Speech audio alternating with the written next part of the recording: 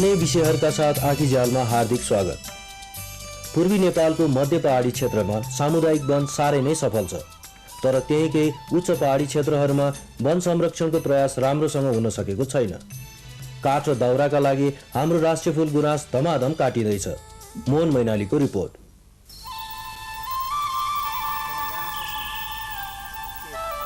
ताप्लेजुङ, तेह्रथुम र सङ्खुवासभाको माथिल्लो भाग गुराँसका लागि नेपाली र विदेशी बीच निकै प्रख्यात छ। गुराँस फुलेका बेलाको जङ्गल हेर्दा निकै आनन्द आउँछ।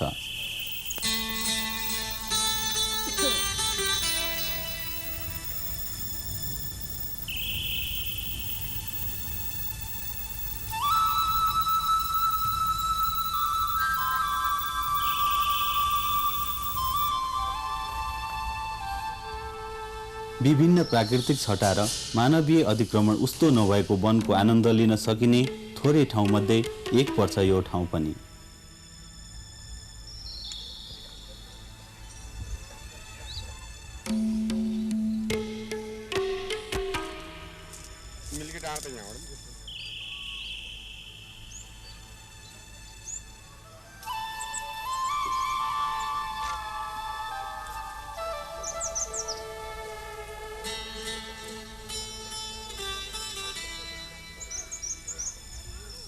तर प्रकृतिको यस्तो स्वरूप कति दिनसम्म रहला भनेर सोच्ने बेला आएको छ।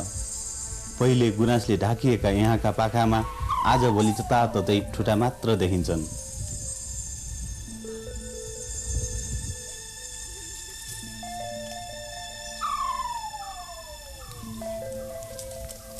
दाउरा र घर बनाउने सामग्रीका लागि यसरी वन काटिएको हो।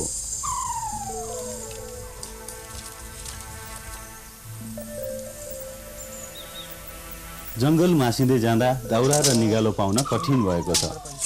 चौरीका बाच्छालाई जाडोबाट बचाउने, खाना बनाउने, छुर्पी सुकाउनेदेखि लिएर आगो ताप्ने कामका लागिसम्म चाहिने दाउरा नपाइने हो भने यहाँका मानिसहरूको गुजारा असम्भव छ।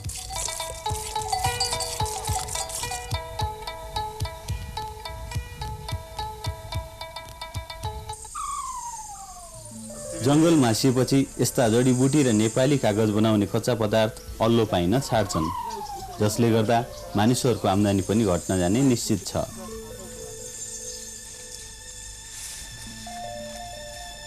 त्यति मात्र होइन, लेकका यस्ता जङ्गल मासिएर डाँडा खुलिँदै गएपछि यहाँभन्दा तलका मानिसहरूलाई पानीको समस्या पनि पर्न जान्छ।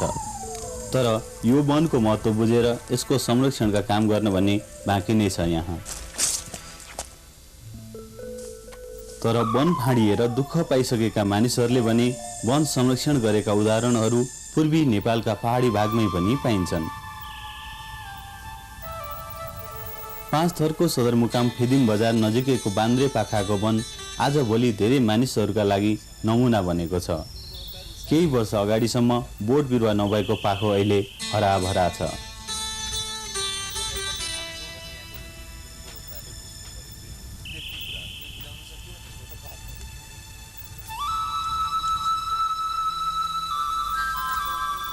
यो वनको स्वामित्व 2053 सालमा वनका उपभोक्ताहरूलाई दिइयो। यस वनको रेखदेख यहाँका 175 घर परिवारका मानिसहरूले गरिरहेका छन्। हामी यो 2 नम्बरको बाटो ठाडो बाटोमा झर्ने बाटोबाट हेर्दा चाहिँ एउटा भन्ने चलन चाहिँ त्यो परबाट हेऱ्यो भने यो बान्द्रे जङ्गलमा हिँडेको कमिला पनि देखिन्छ भन्ने एउटा भनाइको थियो। भनेपछि यो जङ्गल चाहिँ त्यसै के भन्ने उजाड भइसकेको जङ्गल थियो र अहिले आएर चाहिँ यो जङ्गलको रूप नै छ। करिब करिब आएर हेर्दाखेरि जति हामीले संरक्षण गरेपछि यो जङ्गलको रूप भएको हुँदाखेरि हामी त धेरै उत्साहित नै छौँ। यो जङ्गललाई देखेर धेरै राम्रो हामीले महसुस गरेका छौँ। पाँचथर जिल्लामा समुदायलाई वनको संरक्षण र उपभोग गर्ने कामको जिम्मा दिने चलन नेपालका अरू भागका तुलनामा एकदमै नौलो हो। तर छोटो अवधिमै यहाँ समुदायले वन पाल्ने चलन लोकप्रिय बनेको छ। र जुन अहिले 50 सालदेखि भनौँ न, यो 49-50देखि हाम्रो यो पाँचथर जिल्लामा चाहिँ सामुदायिक वन उपभोक्ता समूहहरू गठन गर्ने, ह्यान्डओभर गर्ने सिस्टम सुरु भयो। र अझ यो 51 सालको जुन यो वन ऐन र नियमावली जुन पारित भएर हाम्रो यहाँ लागू भयो सबै नेपालभरि भनौँ न, र यहाँ पनि हामीले त्यही अनुसारले प्रत्येक सामुदायिक वनको विधानहरू र कार्ययोजनाहरू बनाएर उपभोक्ता समूहलाई ह्यान्डओभर गर्न थाल्यौँ। र त्यसपछि अब अहिले हामीसँग यो 2टा आर्थिक वर्षमा गरेर इन टोटल 38वटा सामुदायिक वन उपभोक्ता समूहहरूलाई हामीले वन ह्यान्डओभर गरेका छौँ र त्यसको यसो हेर्दाखेरि मतलब त्यसमा कस्तो प्रगति कस्तो छ भनेर हेर्दाखेरि चाहिँ यो 2 वर्षको अनुभवमा हामीलाई के लाग्छ भनेदेखि यो उपभोक्ता समूह मार्फत गएको खण्डमा सामुदायिक वन चाहिँ यो पहाडी क्षेत्रमा स्पेसली पहाडी क्षेत्रमा चाहिँ सामुदायिक वनको मार्फत नै यो वन चाहिँ सुरक्षा गर्न सकिन्छ भन्ने चाहिँ हामीलाई लागेको छ।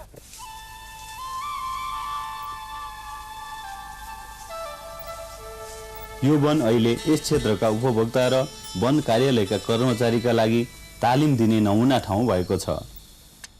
अनि यो वन चाहिँ सुरुको अवस्थामा 2049 साल साउनभन्दा अगाडि यो जङ्गल करिब नाङ्गो अवस्थामा भइसकेको थियो। अनि यस्तो भन्दा यो स्तरको बुटाहरू भन्दा अरू केही पनि थिएन। यहाँ मदर ट्रीहरू चाहिँ 1-2वटा उयो छुटपुट रूपमा अहिले पनि देखिँदैछ, एउटा 2टा मात्रै, र त्योभन्दा अरू थिएनन्।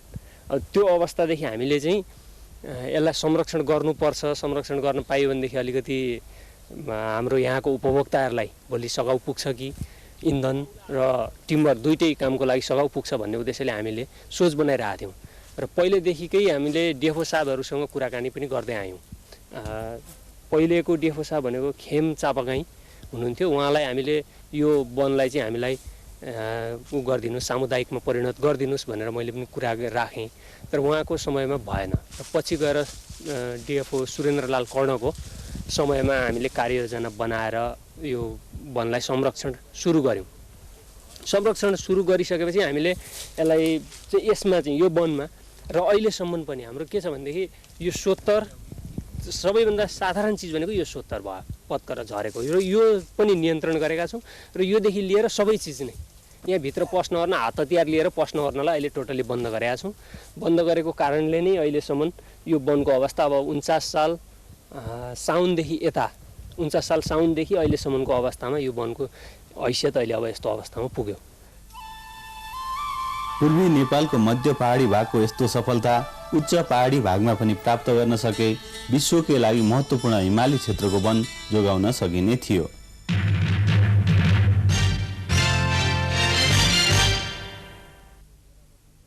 विद्युत आपूर्तिको अभावले गर्दा हामीले बेला बखतमा लोड सेडिङको मार भोग्दै आएका छौँ। तर अर्कोतिर व्यवस्थापकीय कमजोरीले गर्दा नेपालमा पहिलो पटक बिजुली निकालिएको फर्पिङ जलविद्युत केन्द्र बन्द छ। 500 किलोवाटको यो विद्युत केन्द्रका बारेमा सुशील मैनालीको रिपोर्ट। नेपालको इतिहासमा चलाख प्रधानमन्त्रीका उपनामले चिनिने राणा प्रधानमन्त्री चन्द्र शमशेरले आफ्नो पारिवारिक सुख र सुविधाको लागि बिजुली उत्पादन गर्न बिजुली गोश्वारा नामको अड्डाको स्थापना गरे। यसै अड्डा मार्फत विक्रम सम्वत 1968 साल जेठ 9 गते सोमबारदेखि यस फर्पिङ जलविद्युत केन्द्रबाट नेपालमै पहिलो पटक बिजुली उत्पादन हुन थाल्यो। जम्मा 312 रोपनी क्षेत्रफलमा बनेको यस जलविद्युत केन्द्रमा जडान गरिएका 250 किलोवाट क्षमताका 2वटा टर्बाइनबाट निकालिएको 500 किलोवाट बिजुलीलाई चन्द्रज्योति नामाङ्करण गरियो। त्यतिखेर यो बिजुली दिउँसो काठमाडौँ धुर्सिङ रोपवे सञ्चालन गर्न प्रयोग गरिन्थ्यो भने राति दरबारमा बत्ती बाल्न। यस केन्द्रमा रहेका 2वटा टर्बाइनलाई घुमाउन आवश्यक पर्ने पानी शेषनारायण मूल र 7 मूलबाट ल्याइएको छ। शेषनारायण मूल र 7 मूलको पानी क्रमशः 8 इन्च र 14 इन्चको पाइपबाट ल्याइएको छ। यी दुवै मूलको पानीलाई काठमाडौँ जिल्ला सेतीदेवी गाविस वार्ड नम्बर 2 मा रहेको 682 फिट गोलाइ र 18 फिट गहिराई भएको यो पोखरीमा जम्मा गरिन्छ। त्यसपछि 20 इन्च व्यास र 1750 फिट लम्बाइ भएको पाइपबाट पानी छोडी विद्युत गृहमा पुर्याई बिजुली निकालिएको थियो। तर नेपालको विद्युतीय ऊर्जाको क्षेत्रमा नै गौरवपूर्ण इतिहास बोकेको नेपालकै पहिलो विद्युत ऊर्जा उत्पादन केन्द्र बितेका 16 वर्षदेखि बन्द रहेको छ। यो केन्द्र कुनै प्राविधिक कठिनाई आइपरेर बन्द भएको चाहिँ होइन। फर्पिङ र कुलेखानी पछि 21,000 किलोवाट क्षमता भएको त्रिशुली आयोजनाको निर्माण कार्य सम्पन्न भएपछि बिजुलीको फालाफाल भयो। विद्युत प्राधिकरणले बिजुली बेच्ने ठाउँ पाएन। त्यसै ताका 2038 सालतिर उपत्यकामा पानीको हाहाकार मचियो। फर्पिङ जलविद्युत केन्द्रमा ल्याइएको पानीलाई उपत्यकामा खानेपानीको अभाव पूरा गर्न ल्याउने निर्णय गरियो र यो जलविद्युत केन्द्रलाई बन्द गरियो। अब खानेपानी नभए बाँच्न सकिन्छ कि बिजुली नभए बाँच्न सकिन्छ भन्दाखेरि बरु खानेपानी नभए हुँदैन, बिजुली चाहिँ बरु हामीलाई नभए पनि हुन्छ भन्ने जस्तै यस्तो धेरै अभाव जस्तो भएर अनि अब खानेपानीलाई चाहिँ प्रयोग गरेर पावर बन्द गरे 38 सालमा। त्यसबेला केही समयका लागि मात्र भनी बन्द गरिएको फर्पिङ जलविद्युत आयोजनाले फेरि चालु हुने मौका पाएको छैन। काठमाडौँ उपत्यकामा भन्दा उचाइमा रहेकोले यहाँको पानी उपत्यकामा ल्याउन कुनै खर्च गर्न पर्दैन। खानेपानी संस्थानले यहाँको पानीलाई सिधै सैबु भैँसेपाटीमा ल्याई वितरण गर्दै आइरहेको छ। अहिले शेषनारायण, सातमूल र कुटुली मुहान गरी 3वटा मूलको पानी 14 इन्चको पाइपबाट उपत्यका पठाइन्छ। 2 मुहानहरू जस्तो शेषनारायण र सातमूलबाट पोखरीमा आयो। त्यसपछि त्यो पोखरीको पानीसँगै चाहिँ यहाँ तल पम्प हाउससँगै एउटा पर कुनामा एउटा छुट्टै मुहान छ। त्यसमा त्यो पानीलाई चाहिँ नि पम्प हाउसमा पम्प भएर नै अनि शेषनारायण र सातमूलको चाहिँ पानी सँगै भएर 3टा मुहानको पानी सँगै भएर उसमा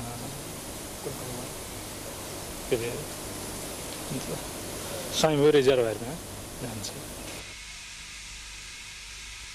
यो केन्द्रमा रहेका सामानहरू बिग्रिएका छैनन्। सामान्य मर्मत सम्मारको काम गर्ने हो भने फेरि पनि बिजुली निकाल्न सकिन्छ। अब उपकरणहरू त सबै ठिकै छ, राम्रै छ हैन। साधारणको मर्मत सम्मारबाट चाहिँ नि चल्न सक्छ। तर त्यो यो भैँसीपाटी जुन सैबुमा पानी लिएर आएको पोखरी छ नि खानेपानीको, त्योभन्दा हाम्रो पावर धेरै गहिराइमा भएको कारणले त्यहाँ हामीले मेसिन चलाउने बित्तिकै नै त्यो पानी जाँदैन, सबै बागमतीमा खेर जान्छ। अब लो प्रेसर हुन्छ, पानी चढ्दैन। त्यो पानी नगएपछि खानेपानीको अर्को पानी नि लान सक्दैन भनेर हामीलाई कम्प्लेन तुरुन्तै हुन्छ कि पानी बन्द गर भन्न आउँछ। फर्पिङमा शेषनारायण, सातमूल, कुटुली मुहान र फर्सीटोलबाट गरी 40 इन्चभन्दा बढी पानी जम्मा हुने गर्दछ। तर काठमाडौँ पठाइने मुख्य पाइप भने 14 इन्चको मात्रै छ।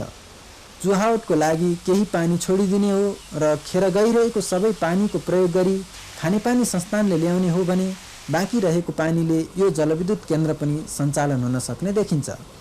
साथै बेला बेलामा भोग्नु परिरहेको लोड सेडिङको समस्याबाट केही मात्रामा भए पनि मुक्ति पाउन सकिन्छ।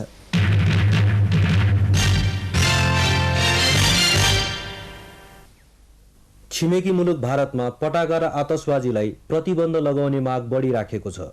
तर हामी कहाँ प्रतिबन्धित हुँदाहुँदै पनि यसको प्रयोग दिनदिनै बढिरहेकै छ। गिरीश गिरीको रिपोर्ट।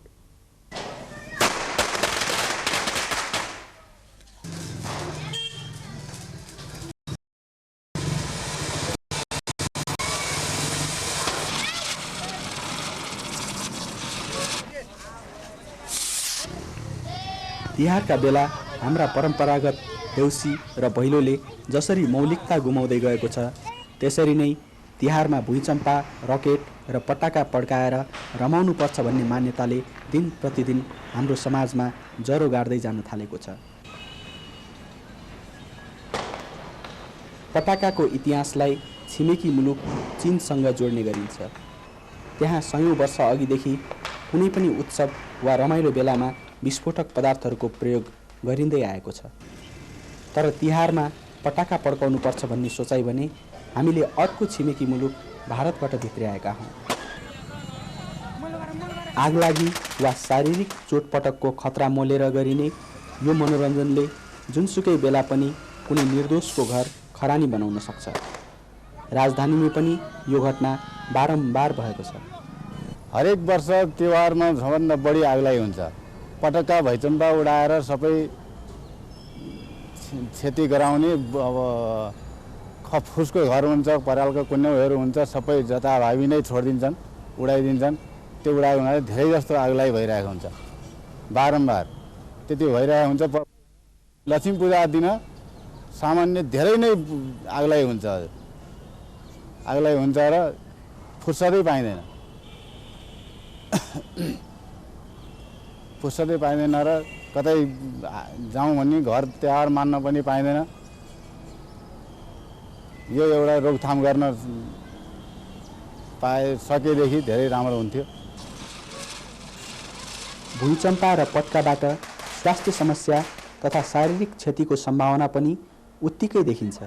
यसले मेन असर गर्ने भनेको चाहिँ यो साइकोलोजिकल कम्पोनेन्ट अर्थात् सोच विचारमा यो दिमागी क्रियाकलापमा असर गर्ने एउटा कम्पोनेन्ट छ।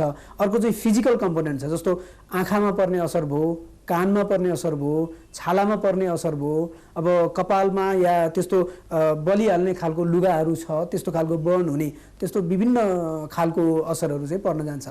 अब मेनली आँखाको असरलाई चाहिँ हेर्ने हो भनेदेखि यसको चाहिँ सिम्पली पटकाको नजिकै बसेर त्यो पटका ब्लास्ट भएर त्यसले गर्दाखेरि आँखामा पर्यो, आँखा चाहिँ ब्लाइन्ड भयो अर्थात् अन्धो हुने सम्भावना भयो, त्यो मात्रै यसको समस्या होइन। जस्तो अब दुईवटा आँखामध्ये एउटा आँखामा परेको छ र त्यो आँखा चाहिँ बिग्रियो भनेदेखि त्यो 1 हप्ता या 2 हप्ता पछाडि त्यसको अर्को आँखा पनि बिग्रिने सम्भावना हुन्छ। त्यस पछाडि कानमा फेरि यसको त्यस्तै समस्या हुन्छ। खास गरिकन अब अल्टिमेटली त यसको बहिरोपन नै हो, तर कसरी हुन्छ भन्दाखेरि एउटा कारण चाहिँ त्यसको डाइरेक्ट असर पर्यो, बर्न भयो कानको बाहिरी भागमा अथवा चाहिँ छालामा बर्न भयो, त्यस कारणले गर्दा समस्या हुने एउटा भयो। दोस्रो चाहिँ यसको जुन आवाज निक्लिन्छ, जनरली के भनिन्छ भन्दाखेरि यो ब्लास्ट इन्जुरिजहरूमा चाहिँ नि 1000औं पाउन्ड पर इन्चको प्रेसरमा चाहिँ निक्लन्छ। तर हाम्रो कानको जुन जाली छ, हामी टिम्पेनिक मेम्ब्रेन भन्छौँ, त्यसको क्यापासिटी भनेको चाहिँ 20 पाउन्ड पर इन्च जतिको प्रेसरलाई मात्रै त्यसले साउन्डको प्रेसरलाई मात्रै थाम्न सक्छ। त त्यो चाहिँ पटकाहरू पड्किँदाखेरि त्योभन्दा बढी प्रेसर हुने सम्भावना धेरै छ। त्यसले गर्दा कानको जाली फुट्ने अनि त्यस पछाडि त्यो असरले आवाजको असरले गर्दा नोइज पोल्युसन जुन हामी भन्छौँ त्यसको असरले गर्दा चाहिँ बहिरो हुने सम्भावना एकदमै बढी हुन्छ। अब इन्डाइरेक्टली भन्ने हो भनेदेखि जस्तो पटका पड्किया ठाउँबाट कोही बच्चा या ठुलो मान्छेले पनि अन्त सेफ्टीको लागि हिँड्न खोज्दाखेरि लड्ने, मोटर भेहिकल एक्सिडेन्ट्सहरू हुने, त्यस पछाडि हतियारहरू धारिलो हतियारहरूमा परेर काट्ने, यस्तो कुराहरू चाहिँ प्रशस्तै यो बेलामा प्रशस्तै हुन्छ। खास गरी बच्चाहरूमा यस्तो धेरै हुन्छ।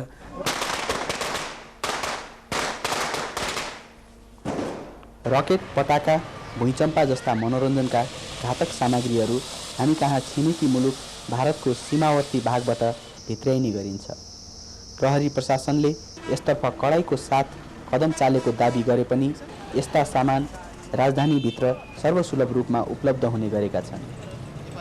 पटाकाहरू त लुगा बेचिरहेको छ, सबै ठाउँमा बेचिरहेको छ, जहाँ तहीँ बेचिरहेको छ, टोलमा बेचिरहेको छ। महँगो हुन्छ, अलिक महँगो भन्दा त्यही हो, सबै ठाउँमा अलिअलि अब तिहार टाइममा पटाएर सबैले बजाइरहेको छ, जति पनि रेस्ट्रिक्सन भयो पनि अब टोलमै बेचिरहेको छ सबै ठाउँ। थानकोट प्रहरी कार्यालयका निरीक्षक भने प्रहरीले आफ्नो तर्फबाट नियन्त्रण गर्ने सक्दो प्रयास गरेको दाबी गर्नुहुन्छ। किनभने हाम्रो चेकिङहरू अहिले अलिकति स्ट्रिक्ट नै छ भनौँ। जस्तो तराईतिरबाट आउने प्रत्येक गाडीहरूलाई त्यो बाटोमा पर्ने प्रहरी युनिटहरूले चेकिङ गरिरहेको छ।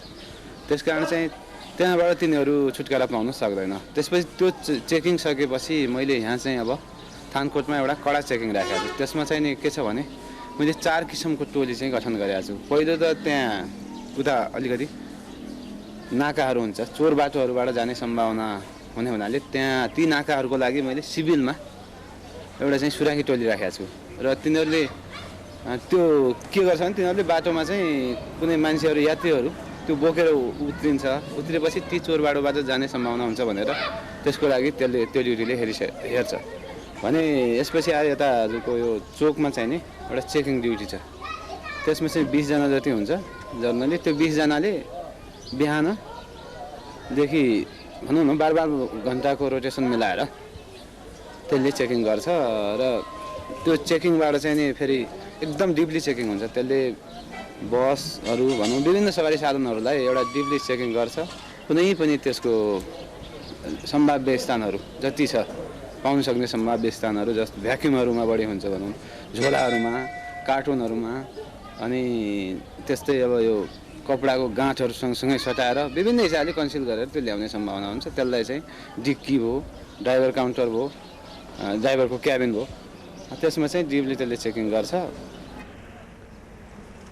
काठमाडौँमा कुनै पनि सामान भित्राइनु अघि थानकोटमा सवारी साधनको जाँच हुने गर्छ। तर पनि देशभरिमै प्रतिबन्धित सामान राजधानीमै यत्रो मात्रामा कसरी भित्रन्छ त? एक त हुनसक्छ अब हाम्रो नियन्त्रण प्रक्रिया नै फितलो भएर हो कि त्यो चाहिँ हाम्रो लागि पाठ हुनसक्छ र आगामी दिनमा चाहिँ हामीले यसलाई कसरी अझ कडा बनाएर लैजाने त्यो हाम्रो लागि चाहिँ पाठ हुनसक्छ भने अर्को कुरो के हुनसक्छ भनेदेखि यो अहिले तिहार छ भनेदेखि आजभन्दा 5-6 महिना अगाडिदेखि भित्रिने क्रम चाहिँ सुरु हुन्छ भन्ने खालको जानकारीहरू प्राप्त भएको छ। अब हाम्रो पक्षका पनि केही कमजोरी होला नि, त्यसै हुनाले अब बाहिर पड्किया पनि बेला बेला सुनिन्छ सुन्नुलाई, तर हाम्रो सजगता चाहिँ छ यसमा। तिहारका रात यस्ता पट्का र भुइँचम्पा कतिपयका निम्ति मनोरञ्जनका साधन हुने गर्छ भने धेरैका लागि यो आतंक बन्ने गर्छ। डर लाग्छ नि ठिक हो कि होइन? ठिक होइन जस्तो लाग्छ। पड्काउन पनि राम्रोसँग होस् गरेर पड्काउनुहोस्। तपाईँहरू आज यसरी हिँडेर बेलामा बाटोमा पड्कायो कि पड्काएन? पड्काएको यति तर्सिन्छ होइन, हामी त कपास राखेर हिँड्यो भने जग्गा अनि त्यो झगडा गर्नु गरेन हो कसरी गर्नु? अनि के गर्नुहुन्छ? भाग्नुहुन्छ त्यहाँ? भाग्नु त पऱ्यो नि, अरू बाँच्दैन। नियन्त्रण गर्न भरमग्दुर प्रयास गरिरहेको दाबी गर्ने अधिकारीहरू हुन् या यसको प्रयोग हानिकारक हुन्छ भन्ने चिकित्सक, ती सबै स्वयं पनि यसबाट मनोरञ्जन लिन भने चुकेका छैनन्। आजसम्म तपाईँले यो आतिशबाजहरू पटाखाहरू प्रयोग गर्नुभएको थियो कि थिएन? फ्रेङ्कली है, एकदम खुला रूपमा कुरा गर्दाखेरि। होइन, कुनै कुरा पनि झुट बोल्नु हुँदैन। हो, निश्चय नै बोल्नु हुँदैन। मलाई के लाग्छ भने म पनि अब सुदूरपश्चिमको मान्छे, बोर्डर हाम्रो पारी वारी छ, पारी इन्डिया छ, वारी हामी बस्छौँ। त्यहाँ के हुन्छ भने अब निश्चय नै त्यहाँ ओपन छ र सामानहरू ल्याउने जाने। सानोमा चाहिँ ती कुराहरू चाहिँ मलाई अति नै सौक थियो। कहिलेकाहीँ गरियो, स्वीकार्नुपर्छ। मैले एउटा काम, प्रत्येक काम एकचोटिलाई गर्ने, अर्थात् त्यो गल्ती नै भए पनि एकचोटिलाई गर्ने चाहिँ गर्छु। जस्तो अब मैले जिन्दगीमा एकचोटि चुरोट खाएको छु, एकचोटि मात्रै हो कि, एकचोटि मैले गाजा पनि तानेको छु हो कि, त यो पटक्का पड्काउने काम पनि मैले एकचोटि गरेको छु। पटाका, भुइँचम्पा जस्ता कुराको प्रयोग गर्नेहरू स्वयं पनि यस्ता कुरा प्रतिबन्धित गर्ने नै हो भने पूर्णतया रोक्का हुनुपर्ने बताउँछन्। इन्डियनहरू परि अरू त्यो बाइक अरू कसैले ल्याउन सक्दैन। यसमा चाहिँ अब जहाँ पनि यिनीहरूको त पैसा बढी छन्, 2 रुपियाँको सामानमा 10 रुपियाँ बढी दिएपछि अब सामान यिनीहरूको मारा मार्छ। लाख रुपियाँ सामान ल्यान्छ, यिनीहरू 1.5 लाख दिइदिन्छ, यिनीहरूको सामान त यहाँ 10 लाख बनिन्छ। त्यति भएपछि यिनीहरूले चाहिँ सामान जति पनि किन्छ। यो रोकेको राम्रो हो कि होइन? रोकेको पनि चाहिँ एकदम राम्रो हो।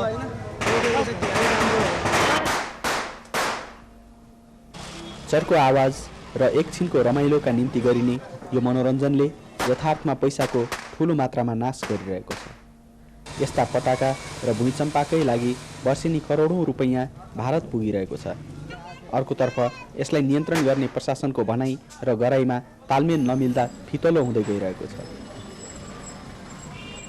प्रतिबन्ध पनि लगाउने, रोक्न पनि नसक्ने प्रवृत्तिले गर्दा यथार्थमा यसबाट लुकीछिपी व्यापार गरेर बढी पैसा असुल्नेहरूलाई मात्र फाइदा भइरहेको छ।